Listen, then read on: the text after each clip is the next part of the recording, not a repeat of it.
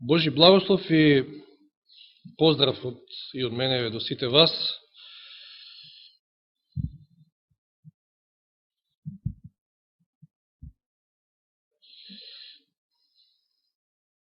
Некако скоро цела недела ме маче некоја настинка, меѓутоа Господ тоа што го е најпотребно дава сила, како што е потребно сега, за да ви послужам преку неговата реч. Инаку имаше интерес за оваа тема. Интересно е што е интересна темата, е релаксирачка, би рекол, иако има многу што да се научи од овој познат лик библиски. И се прашувам што е па толку интересна. Интересен е како лик за децата, затоа што наистина самата случка е интересна, ама би рекол за нас возрастните е интересен овој случај, затоа што веројатно овој лик некако не е толку многу близук на нас, луѓето, на нашата грешна природа, затоа што всушност такви сме. И е уште една прилика да се огледаме какви сме, ама и да се поучиме дека да се утешиме на некој начин дека има излез и за нас и да се охрабриме дека навистина Бог прави чуда и со овакви луѓе каков што е овој лик.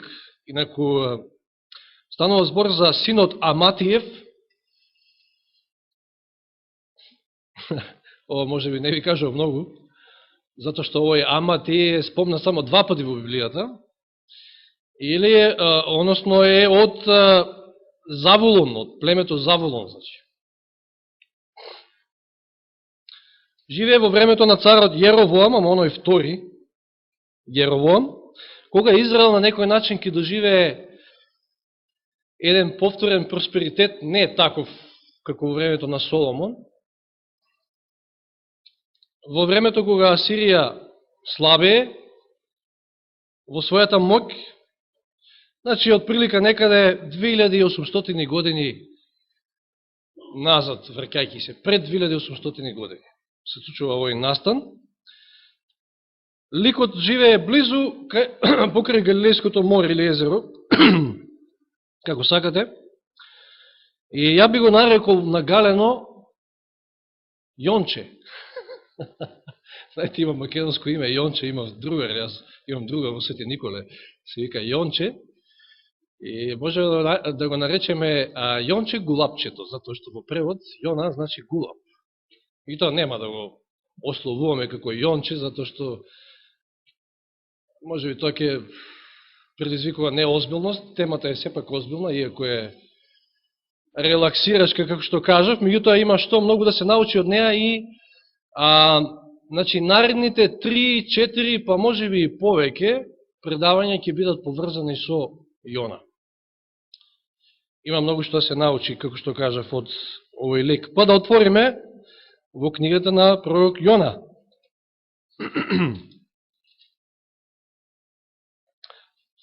Ќе го најдете пред Михеј, ако тоа ви олеснува, да го пронајдете. А Михеј ќе го најдете пред Наум. Значи, книгата на пророк Јона, ако имате превод од Константинов, тоа е 926 страна. Значи, кажавме од прилика која, значи, каде живее, во кое време живее Јона. И ќе читаме од првиот стих. Господовото слово му дојде на Јона, синот Аматиев, и му рече: стани и оди во Нинивија, град голем, и викај против него, зашто нивното зло се воздигна пред моето лице. Јона е повикан, му доаѓа Господово слово да оди и да ги каже гревовите на Ниневија и да објави казна која што ќе дојде доколку, значи, не се покајат. Знаете, зашто оваа тема е битна и за нас и колку многу можеме ние како луѓе да се поистоветиме со овој лик во ова последно време. Што ни кажува, што ни порачува Исус во на крајот од Евангелието од Матеј. Значи, ќе држиме прст овде во книгата на Јона, но да ги прочитаме овие завршни зборови од Евангелието според Матеј. 18-19 стих од 28 глава Матеј. Тогаш Исус се приближи и рече: дадена ми е сета власт на небото и на земјата.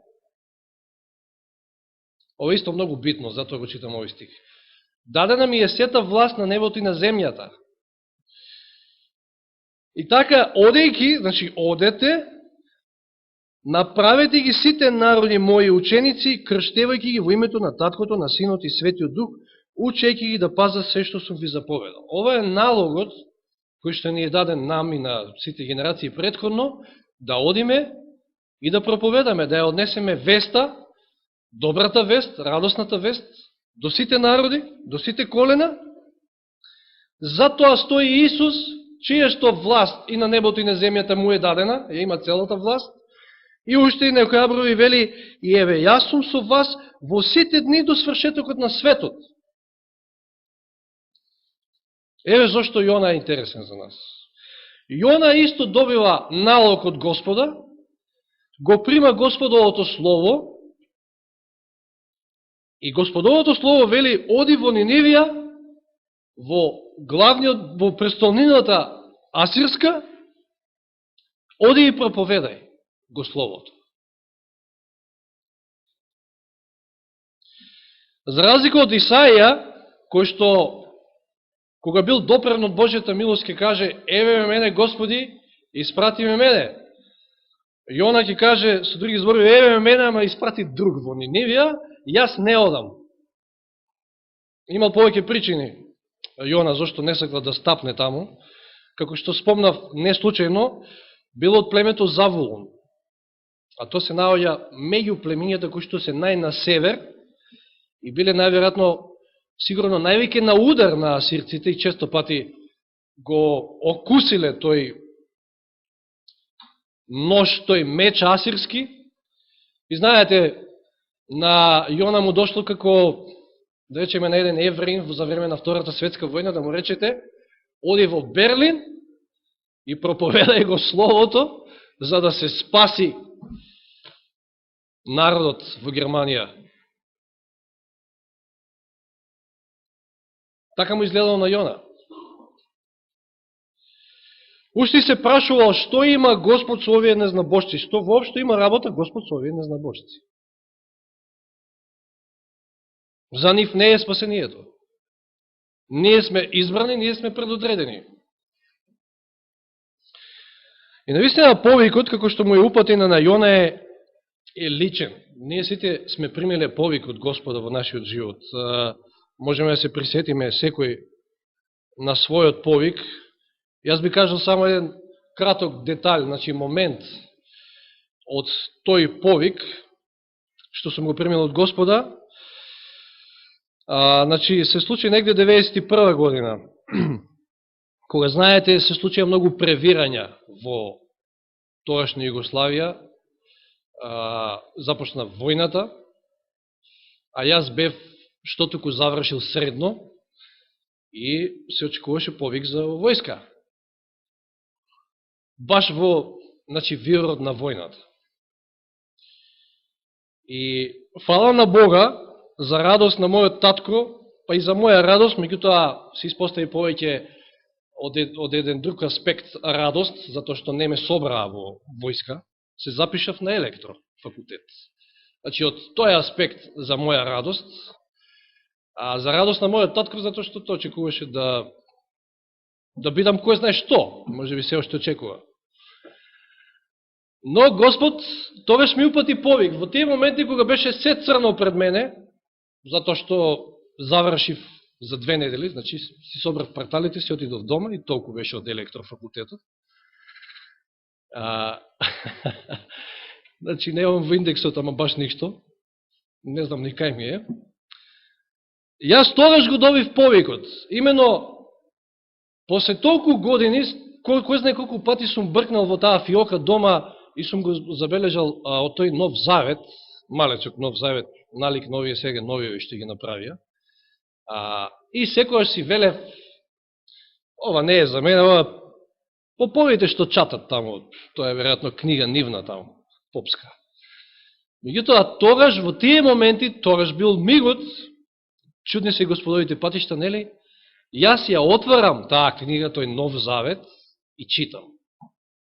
И во таа темнина, да кажам, тој мрак, од кој што веројатно не бев зафатен само јас, нели, лично во моите животни патишта, туку и цела Југославија тогаш, затоа што не знаевме што и како и докаде ќе оди сета таа војна, блесна тој зрак на светлина. И јас бев повикан тогаш, меѓутоа, може би слично на Јона, не бев спремен и го фатив бродот за Тарсис. Еве зошто уште еднаш Јона е интересен лик, затоа што денеска бродот за Тарсис е се уште многу популарен и популарна дестинација. Значи, бегање од Божјето присуство. Само да напоменам уште еден факт, затоа ќе свртиме во Наум, значи следниот книгата на пророк Наум, после Михи, па доаѓа Наум во 3 глава, за да имаме представа за каков град станува збор, Ниневија. Наум 3 глава од 1 стих. Тешко му на крвничкиот град, опишен е како крвнички град, полне со лаги и грабеж, беззаконие, тотално. Тој не прекратува со ограбувањето. Слушајте, плускање на бич, слушајте тропање на колца, коњите се издигаат, колите поскокнуваат, коњаниците јаваат, мечеви блескаат, копја светкаат, многу ранити, мноштва на мртви, трупови, до недоглед се сопнуваат на трупови. Па потоа спомнува и блудство во 4 стих. Видите каков град бил Ниневија. И сега Бог ве праќа, ви доаѓа слово од Бога да одите и таму да проповедате.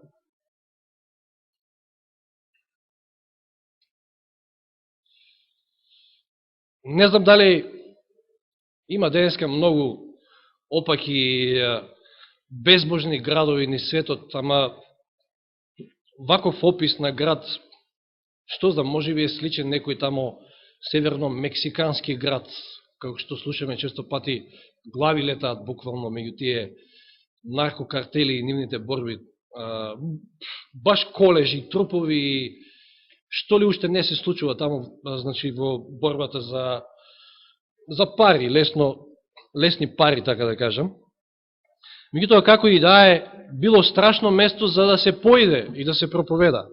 И плюс тоа голем град, се вели во 3 глава од Јона, значи 3 стих, се вели за Ниневија дека беше голем град 3 дни одење. Бил еден од најшироко распространетите градови. 3 дни одење.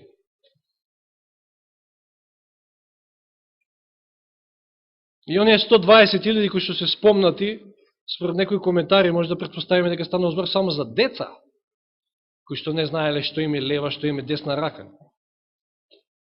Чи може би станува збор за пола милион, може би за повеќе народ. Како и да е. Го прима Јона словото и тој стана, ама не стана за да оди во Ниневија, стана за да побегне во Тарсис од Господовото присуство. Многу тажно. Но денеска ништо не е по-различно од ова. Колку ние го слушаме налогот Божи. Замислете, се спуштил долу, вика, слезе во Јафа, пристаниште, каде што нормално можел да најде брод, и најде брод што пловеше за Тарсис. Нити имал интернет Јона, па за да провери како е распоредот на пловидбите, па знаете и многу, мислам, ретки биле пловидбите. Една пловидба до Тарсис траела 6 месеци, Плюс тоа се пловело во период кога било мирно морето, така да, што знам, предпоставки можда 1, 2, 3 брода имало годишно, од каде знам. И Јона се спушта во Јафа и оп, еве го бродот за Тарсис. И иако бега од Божјето присуство, знаете, често пати ние го имаме овој проблем, си викам, ао, еве, видите како е се подмачкано, се еве и брод, супер. Така е Божја волја. Дали некојаш така си ги толкуваме настаните и околностите во нашиот живот? Иако сме свесни, знаеме дека бегаме од Бога. Бог го праќа на исток, Нинивија, кој што е некаде околу 1000 километри у правесна, значи Ирак, денечен, на исток, а тој ќе фаќа брод за 3000 километри, најкрајното познато место што му било во тогашниот свет, Тарсис, во Шпанија. Значи на запад. Денеска некако сите тие бродови одат на запад. И луѓето речат, па, подобар живот. А иако може би Бог не праќа на исток и тоа, може би Штип Кочани, не мора да биде на Нинивија. Затоа и денеска се популарни тие бродови за Тарсис. А видите за каков град станува збор. Еремија 10.9. Еремија, отворете 10.9. Сребро исковано во листови, увезено од Тарсис. Сребро се ковало. Погад, Еремија 10.9. Езекијел 27 глава. Езекијел 27 глава, 12 стих. Заради твоето големо богатство, овде станува збор за Тир, Тир тргувал, значи, со Тарсис. Заради твоето големо богатство, дури и Тарсис тргуваше со тебе, плакајќи го со сребро и железо, со олово и со кала и твоето производство. Значи имаме сребро, железо, олово, калај. Навистина просперитетен град. За разлика од Нинивија, каде што убиства секој ден, трупови, беззаконие, блудство, овде имате сосема поинаков свет. И 25 стих од истата глава Езекијел. Натоварените тарсиски бродови ја превезуваа твојата роба, беше полн и многу славен во срцето на морето. Тогаш биле прочуени и познати тие тарсиски бродови. Се тргувало. И еве го Јона, слегува во Јафа и оп, брод за Тарсис. Знаете, кога бегате од Божјето присуство, кога бегате од Божјата волја, отворени на Божјата волја, ѓаволот е тука, се да ви подмачка, се да ви постави онака, да едноставно ве сруши до крај. И вие можеме на крајот ќе речете, види, Божја волја е ова.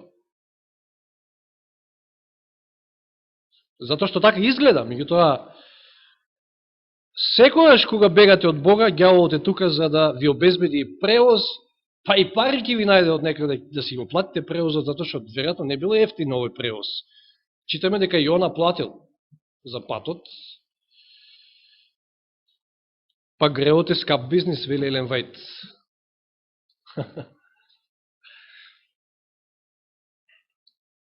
Значи Бог му дава слобода и нему и на нас. Можеме ние да одиме во Тарсис и било кај. Меѓутоа, ако пловиме кон Тарсис, немаме благослов. И на патот може да не снајдат многу бури. А некој па денеска токму тоа сакаат бурен живот, знаете. Не им е интересно, дека монотонно. И бегањето од Бога оди далеко, не застанува тука, слезе во Јафа, најде брод, го плати возењето и слегна во бродот долу, значи под палубата, па после ќе слегне уште подолу, како што самиот ќе каже во својата молитва во втората глава, ги вишол, му се моли на Бога и му вели, ги видов корењата на планините. Може да мисле корењата на планините. Таму долу под водата, на дното од морето. Толку доле се симнал. Секогаш, кога бегате од Бога, од вршењето на Неговата волја, таму завршувате.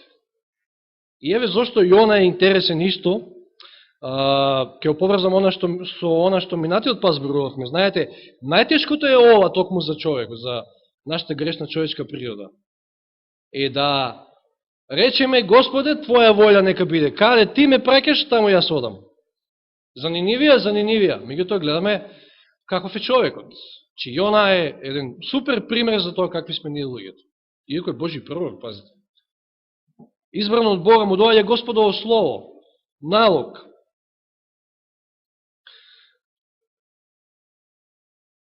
Го плати возењето, како што реков, слегна во него, во бродот, за да отплови со нив во Тарсис. Значи, овде имало веројатно многу трговци, богати луѓе, од различни нации, различни народи, различни вери,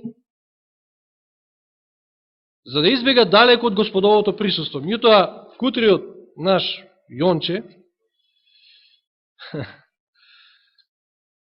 заборавил веројатно што вели псалмистот во 139-тиот псалм. Да отвориме на кратко во 139-тиот псалм.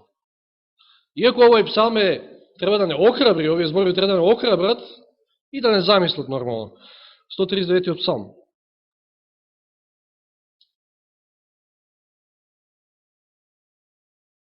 Од првиот стих ќе читам. Господи, ме согледуваш целиот и ме познаваш. Ти знаеш кога седнувам, кога станувам, веќе оддалеку ги знаеш моите мисли. Дали одам или лежам, ти гледаш се, познати сите мои патишта. Додека мојот збор уште не дошол до јазикот, а ти, Господи, веќе се знаеш. Ти ме опфаќаш од плеките од лицето, Твојата рака ја стави врз мене. Тоа знаење премногу е чудно за мене, превисоко е за да можам да го стигнам. Каде да одам од Твојот дух и каде да побегнам од Твоето лице, од Твоето присуство? Ако се вознесам на небото, таму си. Ако легнам во подземјото, и таму си. Ако ги земам крилета на зората и се населам на крајот на морето, па и на дното од морето, и таму си. Твојата рака ќе ме води, Твојата десница ќе ме држи. Еве зашто овие зборови се охрабрителни и треба да бидат за охрабрување, и тој да не замисли. Значи, едноставно ние не можеме да избегаме од Божјето присуство, меѓутоа треба да не храбри тоа дека каде и да се наоѓаме, во какви длабочини, морски, планински врлови, височини, не знам што, Бог е тука, Бог се гледа, Бог се знае. Меѓутоа Јона, веројатно, знаете, кога намерно бегате од Божјето присуство, не ви интересираат вас стихови од псалмите, Библијата, не. Ова Јона скапо ќе го плати, иако веќе платил, кој знае, може би целата своја заштеда ја дал за карта за овој брод за Тарсис, меѓутоа тоа не е она што највеќе ќе го чини. Допрва ќе треба да плати. Под наводници, сепак.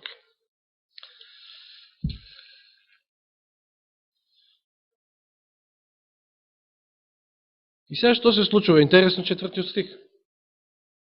Некој се прашуваме зошто толку многу бури во мојот живот.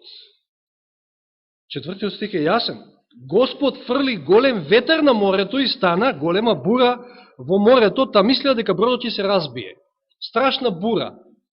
Забележавте, кажав, бродот за Тарсис не пловел секогаш, се пловело тогаш во тој период од годината кога морето е мирно.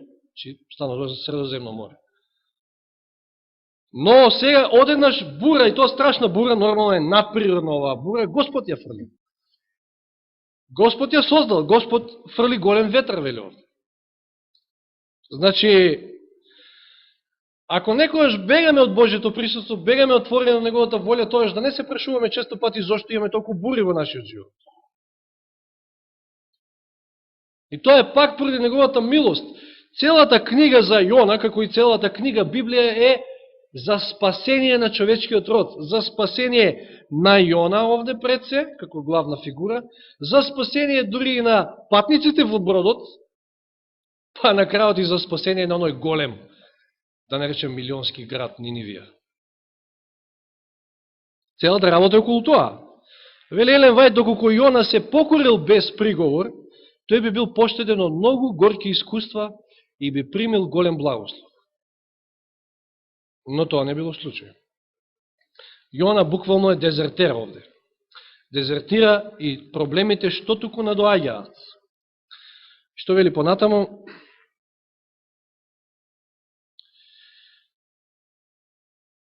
Пред да преминеме на 5 стих, да се задржиме малку околу ова. Значи, Господ фрли голем ветар.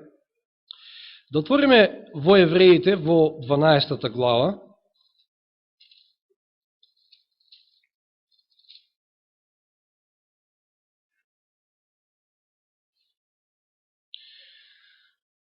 И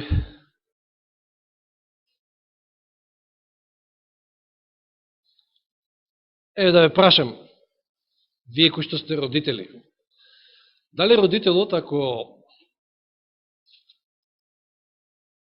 употребува казнени мерки во воспитувањето на своето дете, мисли за него добро или пак? Сега тоа не му изгледа така на детето, како што обично бива, ама родителот, затоа што е загрижен, затоа што мисли за негово добро, па може и да го казни, да употреби некои казнени мерки. Еве, овие стихови тоа не укажуваат, и потоа имаме споредба со нашиот небесен Отец. Прекрасни се овие стихови. Евреите, 12 глава, 6 и 7 стих ки читаме. Зашто Господ го казнува оној кој го љуби, а го бие секој син кого што го прима. Потоа вели, ако трпите укорување, Бог постапува со вас како со синови. Зашто кој е тој син кого таткото не го казнува? 10-11 стих. Именно тие, родителите, земски, не казнуваат за малку денови, како што им беше угодно, а тој, Господ, нашиот небесен татко, за наша полза, за да станеме учесници на неговата светост. 11 стих. Навистина, секоја казна во сегашноста не изгледа дека е за радост, која тој кој што се радува, која казнуваат, која трпи казна, туку за жалост не. Но, подосна им донесува мирен плод на праведноста на оние кои се обучувале преку неа. И сега Јона е тој кој што треба да се обучи преку неа, и затоа уште еднаш треба да ни биде јасно зашто некојаш може би трпиме вакви бури и непријатности во нашиот живот, затоа што Бог сака да станеме свети, да бидеме спасени. Но фала му на истиот Бог, кој што пак не постапува според нашите гревови, ако постапуваше така, тоа ќе беше тешко нас. Значи, Бог се обидува да го спаси Јона, затоа ја пушта оваа бура, и на сите овие проблеми морнарите се исплашија, секој го повика својот Бог, кажавме, имало од наречни религии овде, купна луѓе, и за да го олеснат, значи, бродот го фрлаат во морето товарот што беше во бродот. А Јона за сета таа криза, за сето тоа време, беше слегол на дното на бродот, легнал и заспал, и тоа, внимавајте, со цврст сон. Јона спие како топ, што викаме. И галенело. И сега, како да го споредиме ова спиење со скелата на една друга бура на Галилејското море, каде што Исус спие со цврст сон, а овие паничат и истоваруваат се вода, изнасаат од бродот, како само за да се спасат. Заборавиле на Исуса, а Исус спие. Овде Јона спие. А Јона бега од Бога. Значи, не секогаш цврстиот сон е доказ дека совеста ни е чиста, се е во ред со нас. Јона има лажно чувство на сигурност и покрај тоа што му е јасно дека бега од Божјето присуство, спие со цврст сон.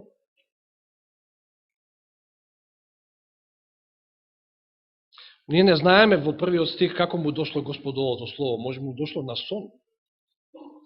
И Јона може би претходно неколку дена не можел да склопи очи, не сакал да склопи очи за да не му дојде пак Господовото слово, но сега дошло момент кога можел цврсто да си заспие, ама лажна сигурност е тоа, драги браќи и сестри.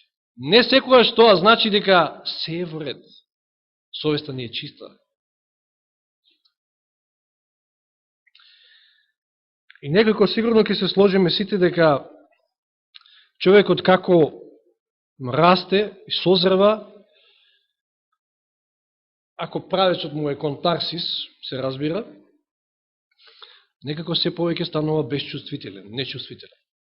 Ако се сеќавате на помладите години, сигурно сте биле многу почувствителни кога ќе направите некоја белја и после како е страв, срам.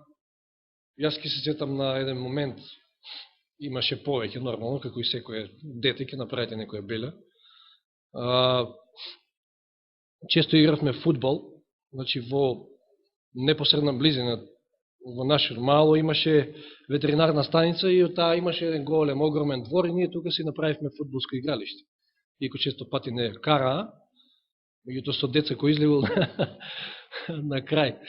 И интересно беше што тој дел, од каде што игравме фудбал, значи не беше всушност тој дел на ветеринарната станица, тука имаше неколку станови тука, кај што живеа луѓе и долу под румите, на еден од подрумите имаше само една мрежичка ставено, летно време, веројатно прозорот беше отворен и мрежата не била никако прицврстена и удирајќи ја топката влегува преку мрежата право врз таблата со јајца на жената која што живееше во еден од становите и после абре кој ми ги скрши јајцата ова она, јас си ќутам, избегав дома дори и не излегував до утре, ми се чини и преќутав воопшто, нити се дозна кој искршил ни ништо, иако ете, нели не е тоа, нити намерно, нити ништо, меѓутоа сакам да кажам колку ние како деца сме биле многу почувствителни кој ќе направи нешто. А колку човекот расте и старее некако се губи таа чувствителност и еве Јона спие со цврст сон. Доека овие мака мачат.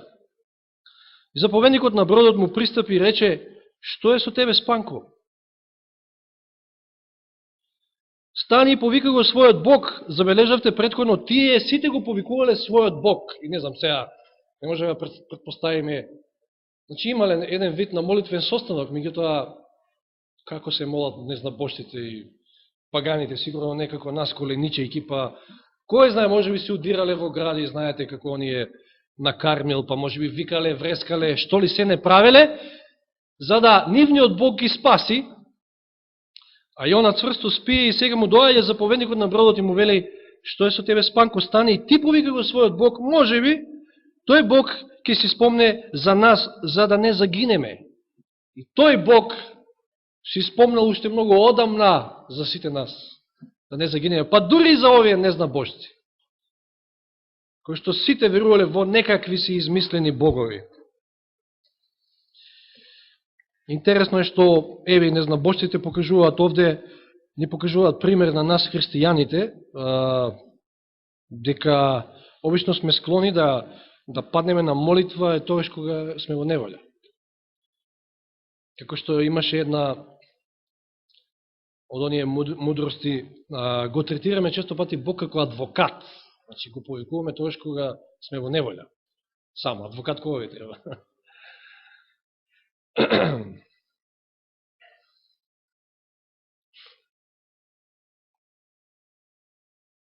Јона мислил дека ќе помине така, лесно неговото патување и ќе се скрие од сите. Пазите, го криел својот идентитет.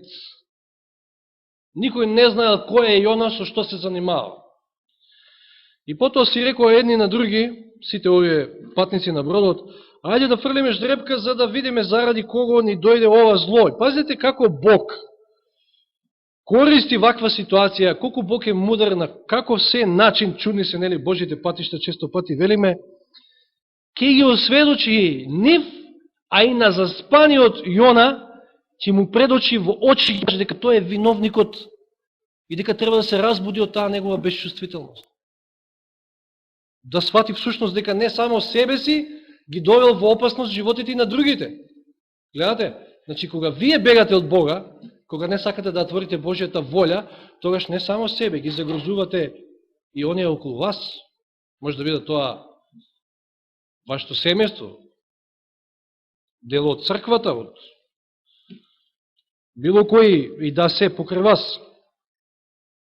Иако Бог воопшто не се занимава со фрлање на жрепки, меѓутоа Знаете како што Павле вели, на евреите им бев како евреин, на грците како грк, значи само за да ги придобиам.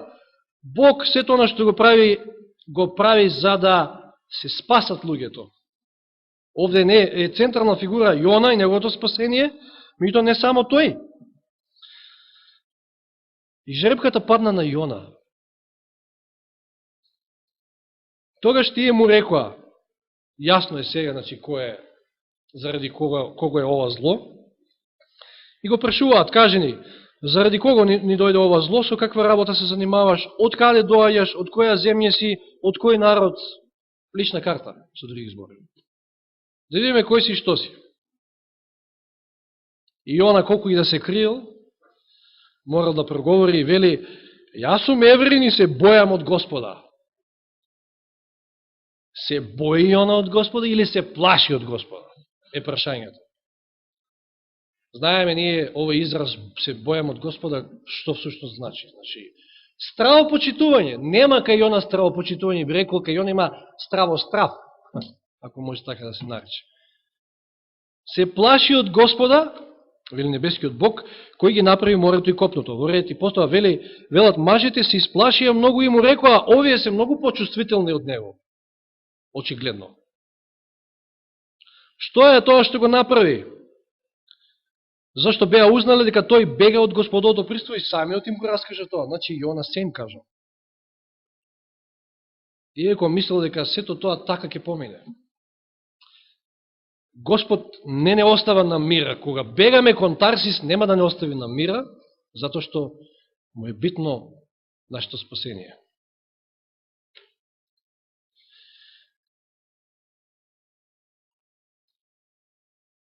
Тие го прашаа, што да направиме со тебе за да ни се смири морето, зашто морето стануваше се побурно.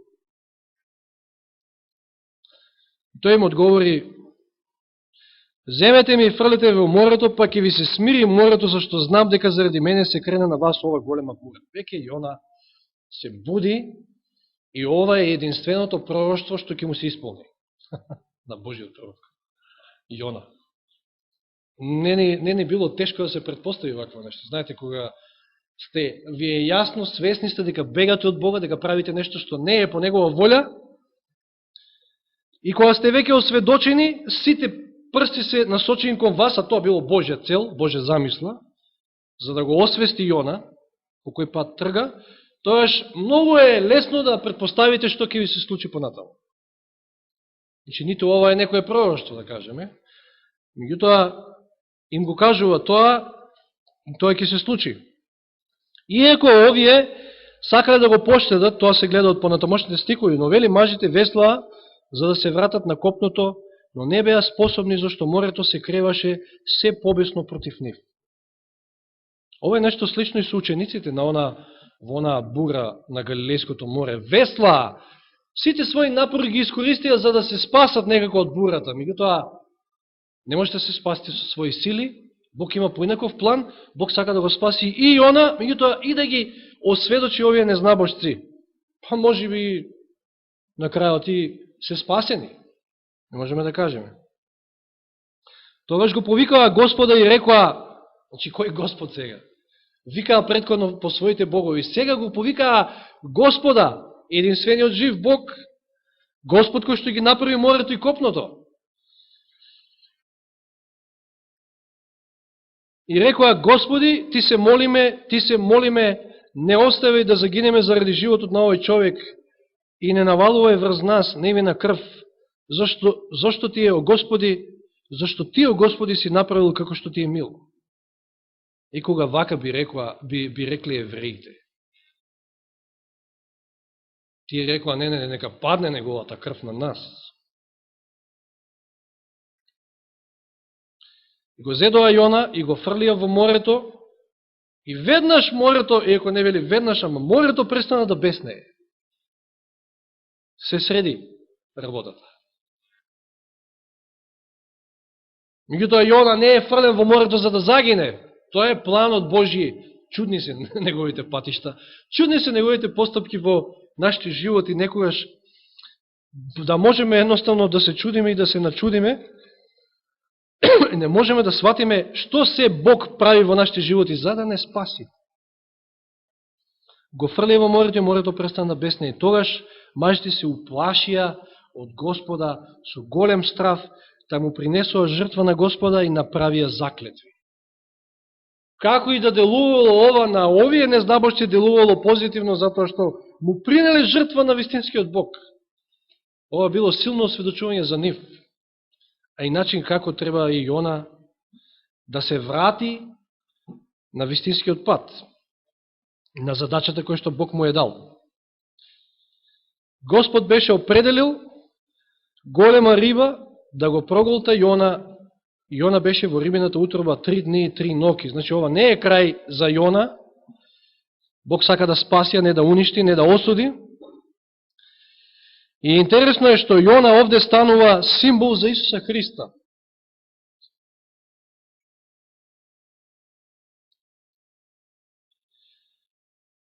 Зошто? Затоа што, и знаете колку и да велат луѓето дека ова е само една приказна за деца.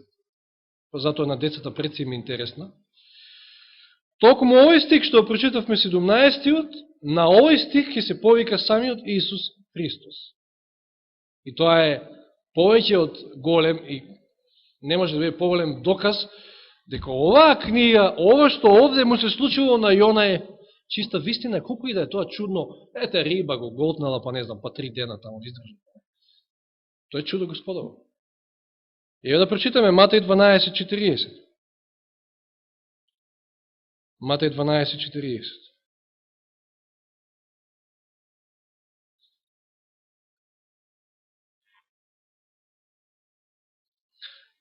Кога бараат, нели, фарисеите, книжниците постојано знаци од Исуса, што им вели тој 39 стих, зло и прелюботворно поколение бара знак и нема да му се даде знак освен знакот на Јона пророкот. 40 стих, зашто како што Јона беше во утробата на големата риба 3 дни и 3 ноки, така и Синот човечки ќе биде во срцето на земјата 3 дни и 3 ноки. Еве каде Исус се повикува на текст од книгата на пророкот Јона. Јона станува символ за Исуса на некој начин, затоа што ова негово искуство предизвикало големо осведочување кај овие незнабожци кои што патувале со него, а всушност тоа ќе придонеси негово враќање кон задачата, враќање кон Нинивија и ќе бидат спасени на крајот сите, цел град.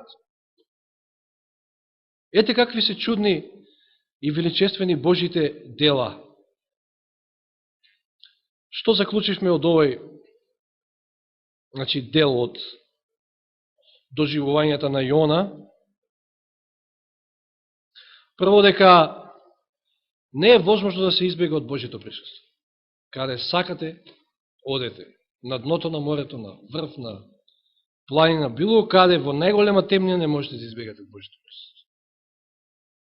Ние сме повикани од Бога, даден ни е налог да проповедаме. Не во Нинивија.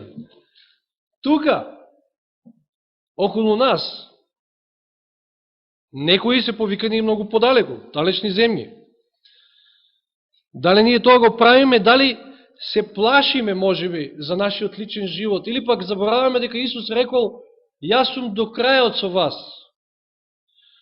Ако ви дојде Господово Слово, не заборавате дека тоа Господово Слово е мокно, како што создало, како што Бог создал преку тоа Слово. Тоа, Слово ќе ве одржи, ќе ве запази, ќе биде со вас и ќе ги осведочи оние на кои што ќе им зборуваат.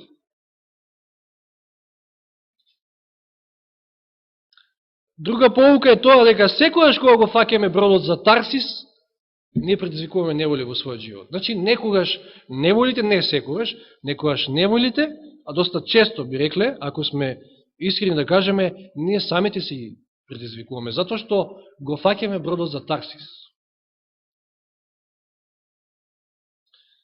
Но тоа не значи крај.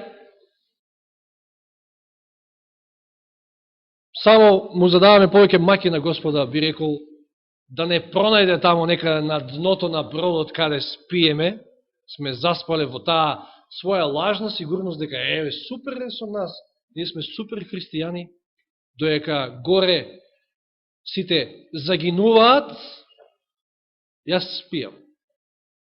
Баш ми е гајле. Господ има план, како што има план со Јона, така има и со нас. Меѓутоа, видите какви се мерки Бог требало да превземе за да го освести Јона, за да Јона дојде на себе, како што се вели за оној блудниот син. До какво держе требало да дојде, за да дојде на себе. Меѓутоа понекогаш и тоа пали, а Бог знае како. Нека му е слава на Бога што секогаш се тоа на што го прави е за наше спасение, за спасение на мнозина. Слава на Бога што еднаш. Амин.